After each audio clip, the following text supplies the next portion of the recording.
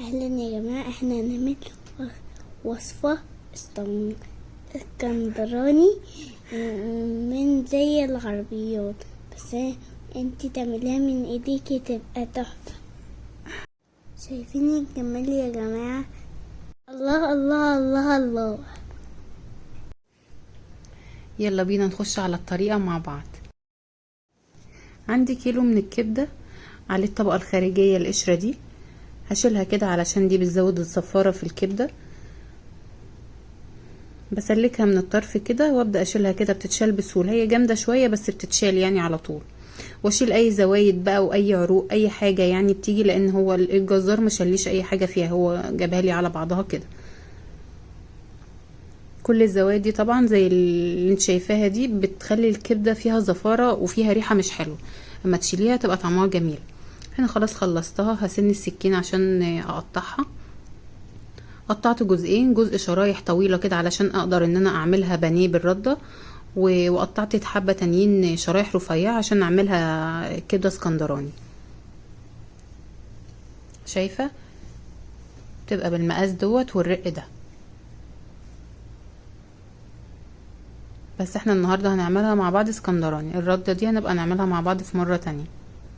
انا خلاص هنا قطعتها، تقطعي بالمقاس اللي انت عايزه تعمليها، شرايح كبيره شرايح صغيره، بس هي عاده بتبقى شرايح كبيره. في طاسه هحط معلقه من السمنه البلدي، عليها شويه من الزيت، شويه كتير، واسخنهم جامد على النار، وبعد كده هنزل عليهم بالكبده عشان اعمل لها صدمه،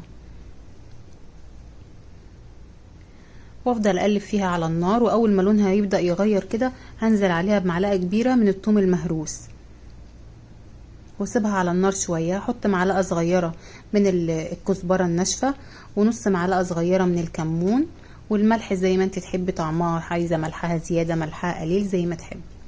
وحطيت معلقه كبيره من الخل. عندي فلفل اخضر، قطعت حبه حامي وحبه بارد.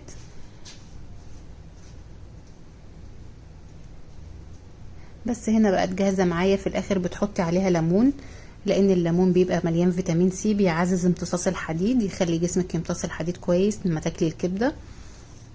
شايفين الجمال؟ عملت بقى جنبها طحينه، سلطه طحينه ومخلل بقى من اللي انا كنت محداه، هحط لك اللينك بتاعه تحت في صندوق الوصف. والعيش اللي احنا عاملينه، العيش اللي برده، تعملي احلى سندوتش بقى في البيت. طبعا لو عايزه تعمليه بالعيش الطويل الفينو براحتك. عليه بقى كده حبه طحينه. بصوا السندوتش اصلا طعمه، الريحه كانت بص قلب البيت كله، رهيبه. انا عملت معاها برضو مكرونه، بس كنت عامله المكرونه بطريقه مختلفه، هنزلها لكم. بتتعمل سندوتشات عندنا في المحله، هنزل لكم طريقه المكرونه في فيديو تاني لوحدها. عملت سندوتش المكرونه وحطينا عليه الكبده والطحينه. طبعا في ناس هتستغرب ازاي سندوتش مكرونه، بس احنا عندنا مشهورين في المحله بسندوتشات المكرونه.